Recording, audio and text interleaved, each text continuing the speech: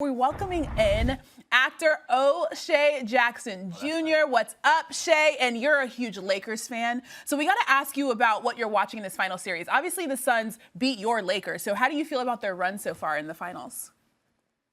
The Suns beat my unhealthy Lakers. I just want to put that out there. But it's I've always been the type of fan that if you beat me in the playoffs, you better make it all the way. I don't want to lose to some bums. If you lose to the team of destiny, I don't know. It's just always been an easier pill to swallow. It's kind of how I felt in 2011 when we got swept by the Mavericks. The Mavericks went on to have a historical season, the best season in their franchise history. So, you can't knock it. They're just a team of destiny. Suns are playing great basketball, and it's super annoying. See, and now we at odds because I'm sitting here rooting for the Bucks because they beat my Hawks, and so now we got to root against each other. But to turn the knife a little bit further, Shay, if we look at this Chris Paul storyline, right? I know, as a Lakers fan, what could have been comes to mind. CP3, the late, great Kobe Bean Bryant, and Dwight Howard pulling off very similar vibes to DeAndre Ayton, Chris Paul, and Devin Booker. So is that a source of bitterness as a Lakers fan? Man, I will never let that go. I'll never let it go, mostly because it's never happened in the history of the league. And, of course, the first and only time a trade is vetoed, it's against the Lakers. Thank you, Dan Gilbert. I appreciate you, by the way. But, yeah, it's really heartbreaking. I've always dug Chris Paul, except when he played for that other franchise. But it really hurts. There's no way around it. To think where a team with Chris Paul, Kobe, Dwight could have went. It's always going to be my biggest what if as a Laker fan. I'm rooting for Chris Paul right now. It's about time. It's about time he gets into that conversation of the best point guards ever. And you need a ring to do that. It adds to your legacy and your lore, and I feel like he's about to get it done. Shay, the good thing about being a fan of a franchise like the Lakers is that there's absolutely no chance that they can stay stagnant. So even though there's been a year or two, they always reload. So I want to revisit this from our Friday show with your pops on Stephen A. Smith, and I want to get your reaction on the back end of it. Take a listen. But a lot of people feel like Damian Lillard, Dame time, should be in L.A. with the Lakers. So what advice would you give Damian Lillard? Should you stay in Portland with your boy Chauncey? Or should you come to the Lake Show? Should you want to push and come to the Lake Show? I mean, what advice would you give Damian Lillard right now, Q? Who, by the way, is in Vegas right there with you? Yeah, I mean, if he won a championship, he should come join the Lakers. If he want to, just score a lot of points and be the man, stay in Portland. But come win a championship. You deserve it. He's given a lot to that city, so give some of that love to the LA Lakers, man.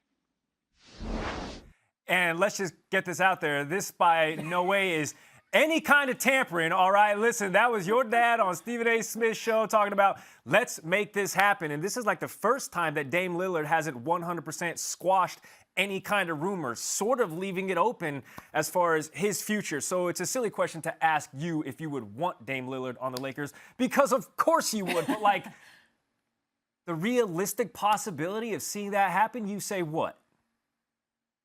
First of all, let me just say everybody should be a Laker. Everybody should just bless yourself and put on his purple and gold. I as a fan, have watched with my own eyes 6 championships. That's more than 26 franchises. That's crazy. That's ridiculous. You want to come down to the Lakers. You want to make it happen. It's life-changing. Now, as far as us getting Dame anytime soon, unless it's on NBA 2K, I don't really see what we can do. We can pull off. I'm real good as a GM on 2K. I'm out of this world. But yeah, Laker fans, our franchise is known for kind of pulling off some magical things. You know, the Pau Gasol trade is always brought up, but it is such a desire to get Damian Lillard. If I could get Dame, Bron, AD. You guys think I'm annoying now. I will be on everybody. Yeah, you're getting greedy, bro.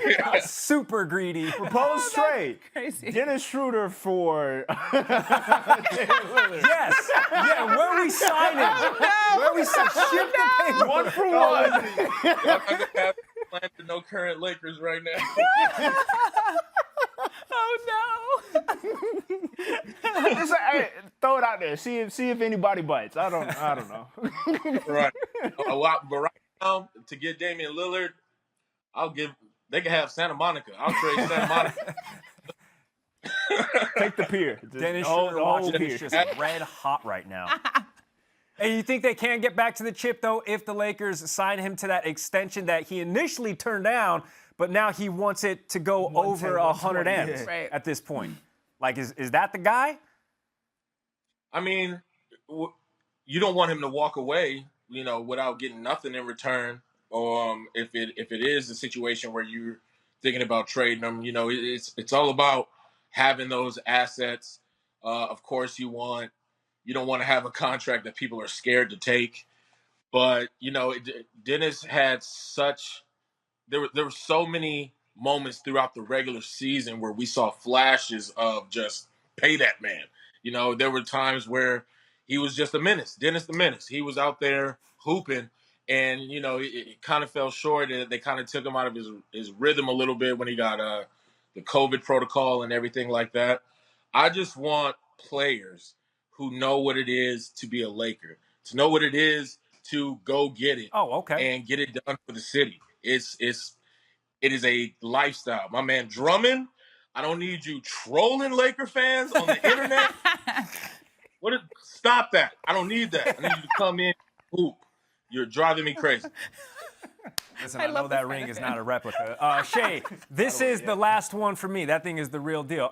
Let's get this into your wheelhouse, actually. The acting dynamic, even though we're still going to talk about Dame here because Space Jam 2 dropping this week. Dame obviously playing a gigantic role in that. LeBron is in that. A lot of NBA hoopers turning actors kind of in your wheelhouse. You got Boban, you got Kevin Durant, you obviously had Kyrie and Uncle Drew. So of that collection, maybe you've seen those movies, maybe you haven't, but which NBA star turned actor has sort of been your favorite? It's always funny to see LeBron, like, play a regular human. Like, you know, just 6'8" giant doing, you know, regular things. But yeah, I'm a Laker. I'm not going to pick a non-Laker. It's LeBron James.